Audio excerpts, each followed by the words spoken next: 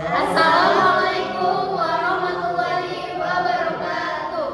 Halo semuanya, kami dari kelompok 3 yang akan mempresentasikan tugas dari mata kuliah kecerdasan bisnis atau bisnis intelligence. Bersama saya Jose Jesurga. Saya Suryana Saputra. Saya Nanda Steningro. Saya Ratu Olena Fasa. Saya Regita Intan Pratiwi. Assalamualaikum warahmatullahi wabarakatuh. Perkenalkan, saya Regita Intan Pratiwi yang akan menjelaskan tahapan pertama proses men-scraping, yaitu instalasi library dan instalasi Tweet Harvest. Nah, semua proses ini jalannya langsung menggunakan Google Colab, jadi nggak perlu install aplikasi apapun di laptopnya. Di sel pertama ini terdapat dua hal yang saya install. Yang pertama itu ada install Pandas untuk mengelola data. Ini merupakan library Python untuk mengelola data nantinya. Jadi saya ini butuh ini untuk membaca dan membersihkan hasil scrapingnya. Yang kedua itu ada Node.js. Nah, ini diperlukan karena tools scraping yang saya pakai itu namanya Tweet Harvest, yang dimana jalannya itu menggunakan JavaScript bukan Python. Jadi saya harus menginstal Node.js dulu. Cara jalaninnya itu gampang banget. Di sini ada tombol play, jadi kita klik tunggu sampai selesai. Ini sekitar kita nunggu berapa detik sampai berapa menit karena lumayan lama. Jadi kita bisa skip saja, kita bisa jeda.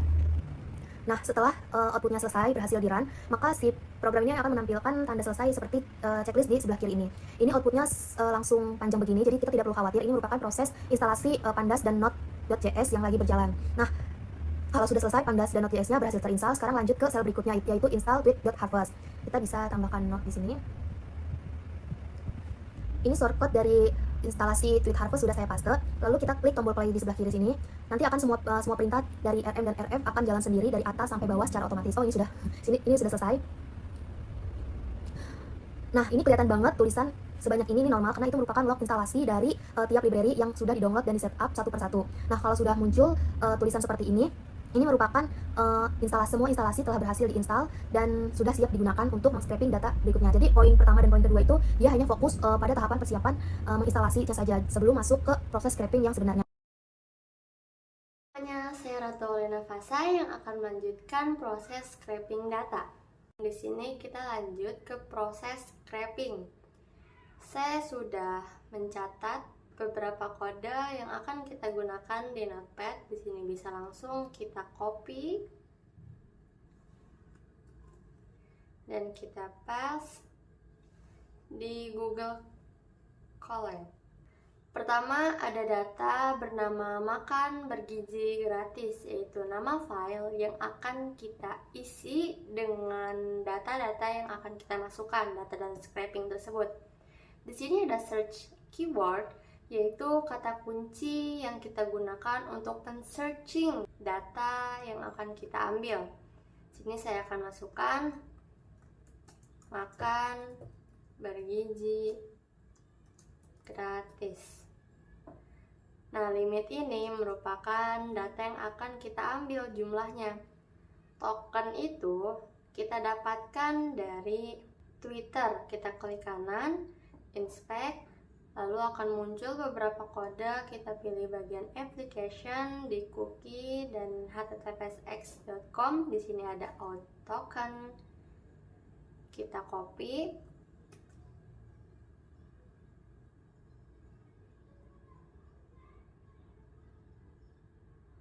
Lalu kita paste di sini.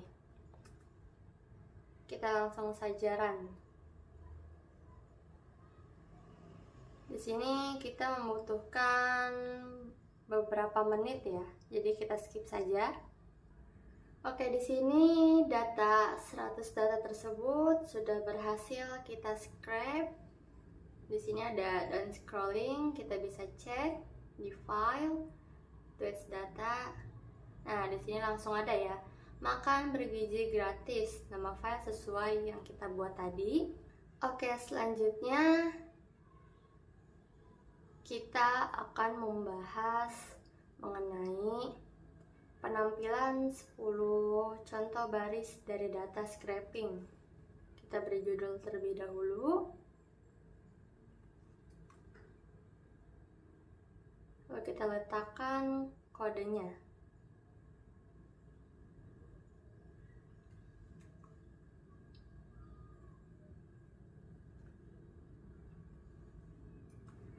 Di sini kita mengimport sebuah library bernama Pandas. Pandas ini merupakan andalan dari Python ya untuk menganalisis dan memanipulasi data terstruktur.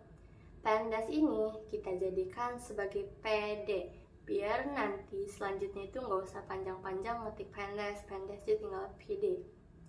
Lanjut, untuk membaca si file, kita terlebih dahulu membuat variabel bernama pet_file yang berisi alamat tempat kita meletakkan file CSV ini. Di sini kita ubah, kita samakan dengan letak file kita.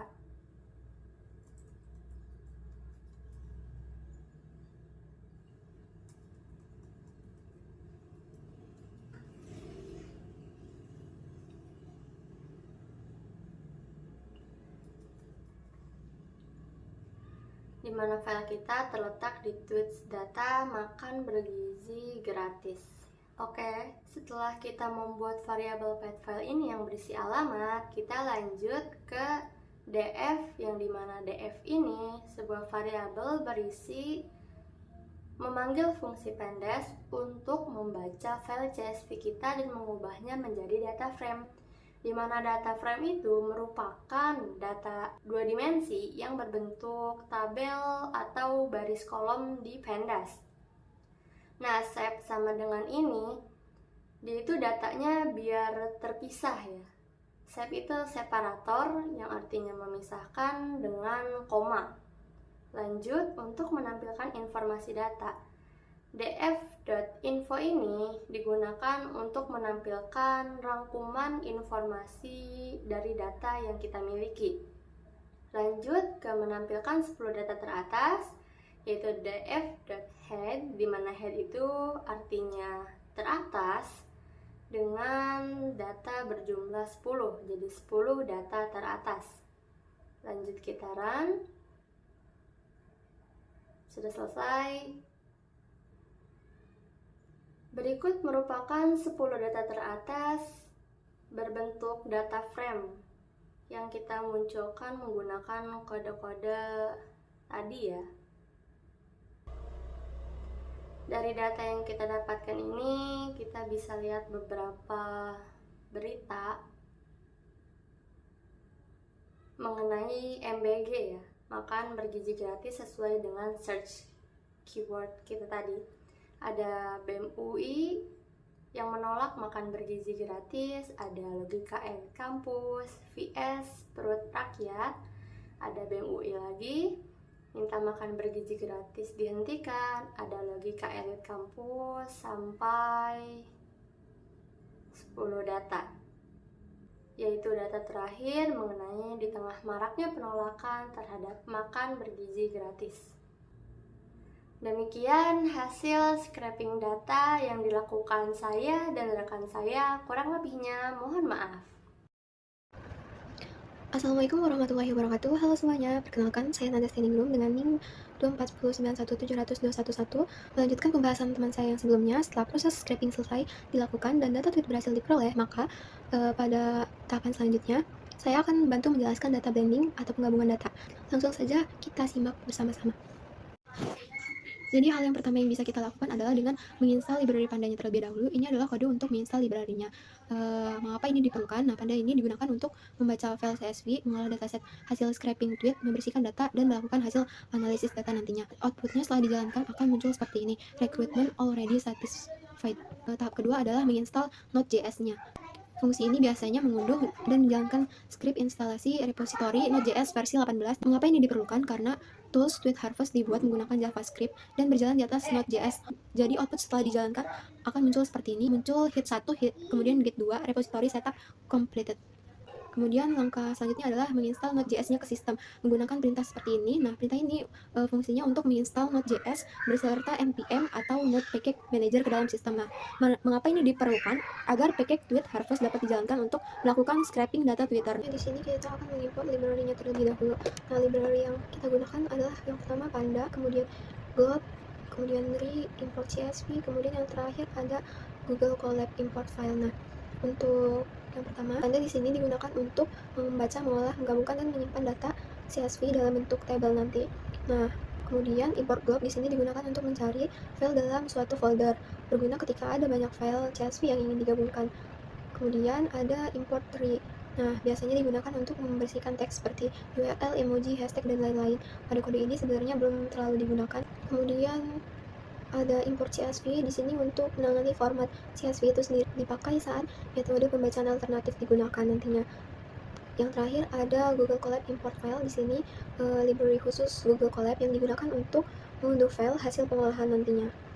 Kemudian ada kode pet folder. Nah, ini merupakan sebuah variabel, kemudian ini adalah value-nya. Nah, value-nya ini adalah nama folder yang akan kita masukkan nanti. Untuk masukkan filenya, di sini kita bisa mengklik simbol folder yang di pojok kiri kita, kemudian kita klik bagian ini, kemudian klik titik 3 di bagian konten, kemudian klik new folder, beri nama foldernya. Di sini saya akan beri nama data mentah. Kemudian selanjutnya kita klik titik 3 di data mentah tersebut, kita klik upload. Kemudian di sini saya akan menambahkan file-file yang telah di-scraping oleh teman saya sebelumnya. Saya memasukkan semuanya. Kita tunggu prosesnya. Nah, ini dia hasil file yang sudah saya masukkan tadi. Jadi fungsinya pet folder ini untuk membaca folder yang sudah kita masukkan. Kemudian kita sesuaikan value-nya dengan nama folder yang sudah kita buat tadi. Nah, nama folder yang kita buat tadi adalah data mentah, maka kita isi value-nya adalah data mentah. Kemudian ada all file, ini untuk mencari seluruh file yang berekstensi CSV yang berada dalam folder data mentah. Nah, kemudian untuk mengecek ketersediaan file menggunakan fungsi if. Jadi ini untuk memastikan bahwa folder tidak kosong. Nah, output jika tidak ada file nanti akan menampilkan peringatan tidak ada file CSV yang ditemukan di folder tersebut. Kemudian periksa kembali jalur foldernya. Kemudian di sini ada perulangan for untuk membaca setiap file CSV. Dia akan membaca satu persatu file CSV yang ditemukan. Contoh outputnya akan seperti ini. Sedang memproses file data mentah atau berhasil membaca sekian ribu baris seperti itu. Kemudian ada exception SE. Ini kode ini untuk menangani error file CSV-nya.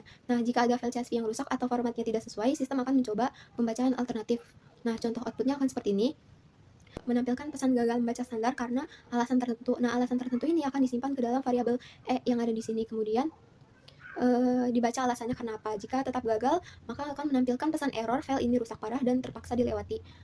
Kemudian untuk menggabungkan semua data menggunakan kode seperti ini. Nah, fungsinya untuk menggabungkan seluruh data hasil scraping menjadi satu dataset besar.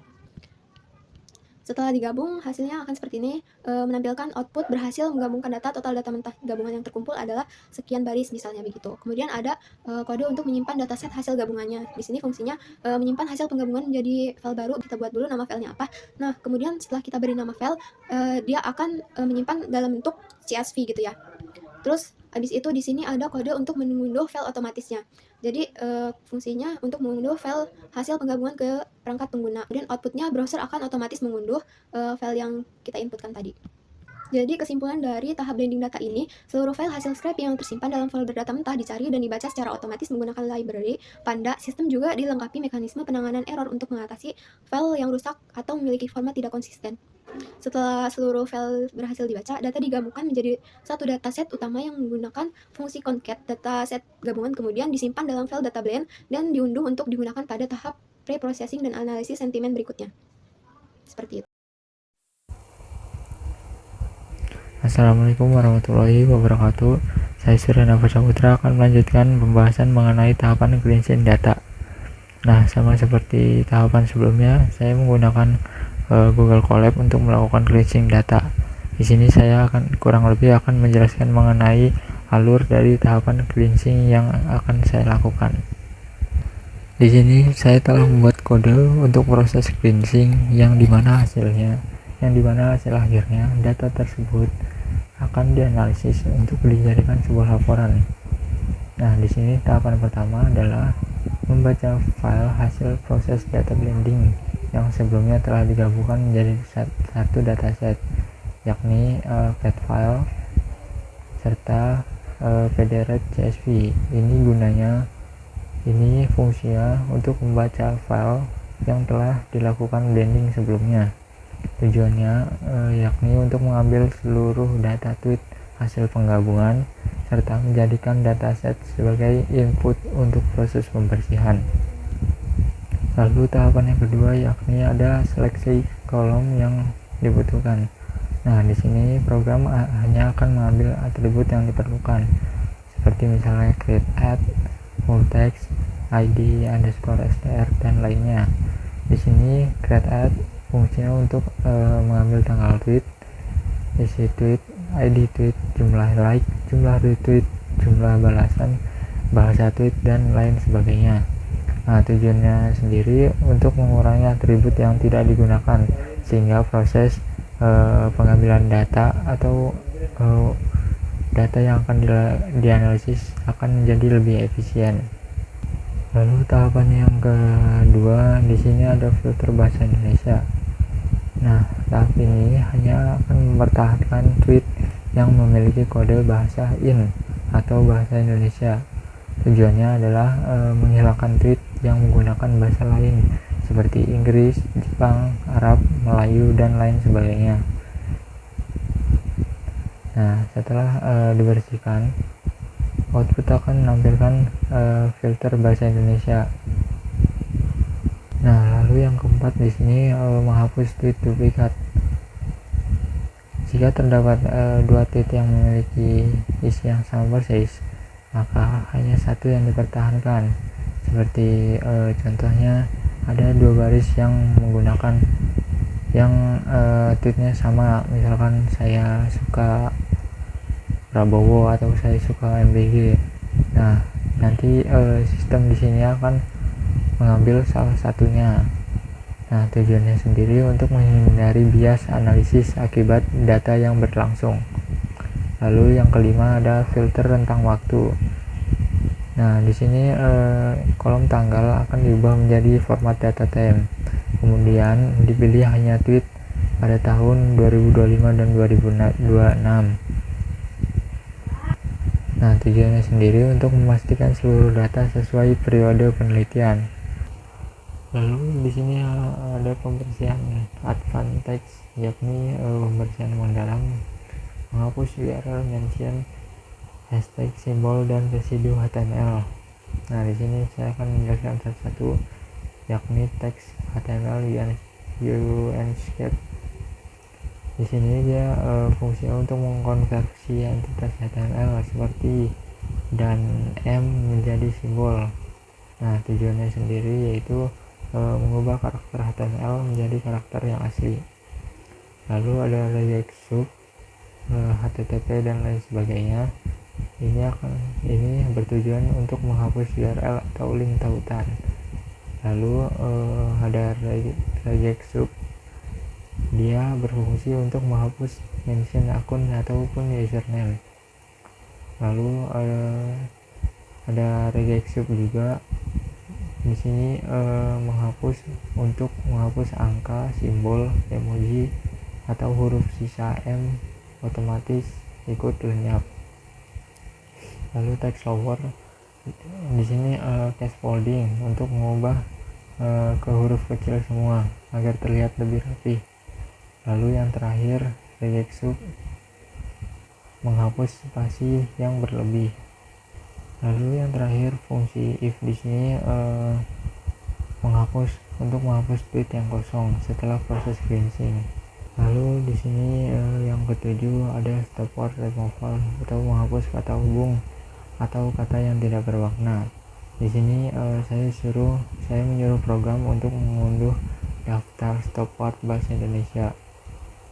Nah, jika link ini gagal mengakses internet, maka digunakan daftar stop word lokal. Nanti kemudian setiap kata akan dicetak di fungsi kata not in stop word. Jika termasuk stop word, maka akan dihapus. Nah, tujuan dari stop word removal ini akan menghilangkan tujuannya sendiri, yaitu menghilangkan kata-kata umum yang tidak memberikan informasi penting, sehingga analisis bisa lebih fokus pada kata yang bermakna. Nah, di sini yang terakhir adalah output akan menyimpan hasil akhir data bersih yang siap pakai. Di sini saya telah membuat outputan untuk memberikan nama.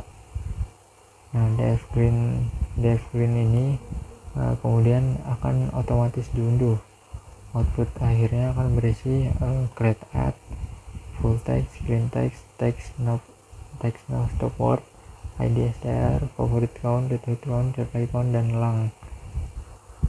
Nah, lalu ketika semuanya sudah jelas, di sini kita bisa langsung untuk play.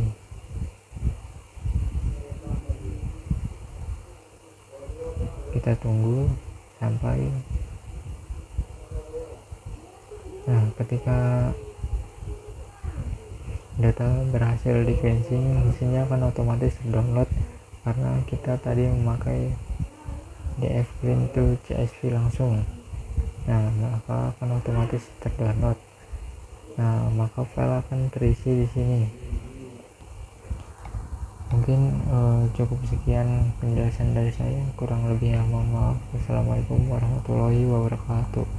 Assalamualaikum warahmatullahi wabarakatuh. Perkenalkan, saya Jose J. Surga. Di sini saya akan mempresentasikan mengenai penjelasan visualisasi dari data yang kami olah sebelumnya. Oke, jadi langsung saja. Di pertama yang ada di list ini adalah volume tweet dan tren waktu.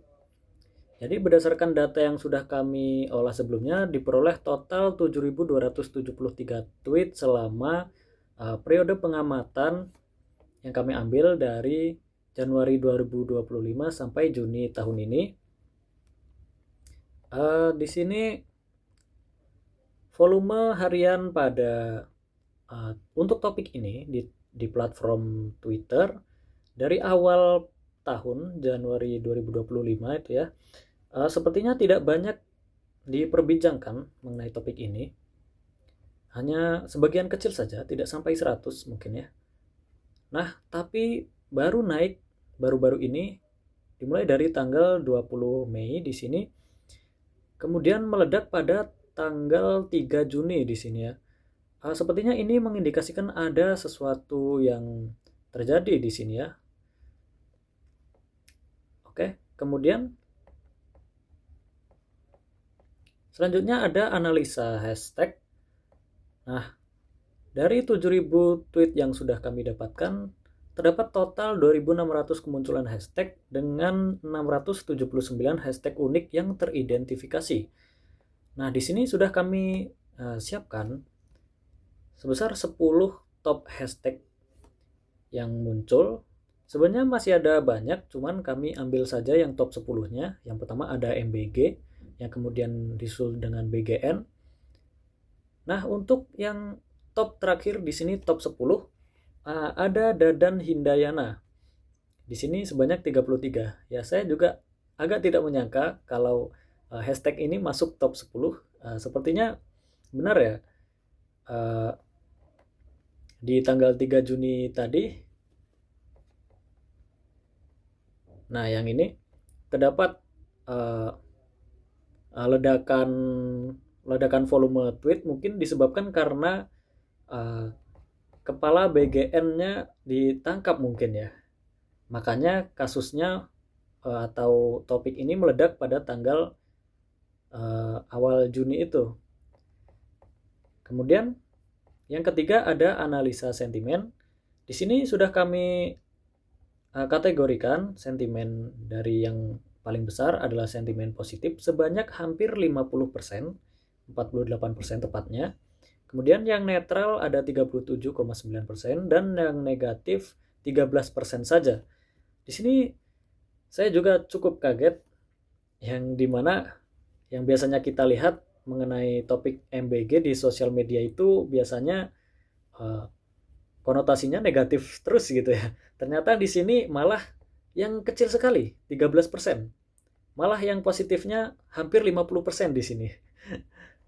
Apakah ini terindikasi buzzer atau bagaimana, saya juga nggak tahu, tapi kayaknya kalau buzzer kayaknya nggak mungkin lah ya. Masa ya duit pajak kita dipakai buat bayar buzzer, nggak mungkin lah.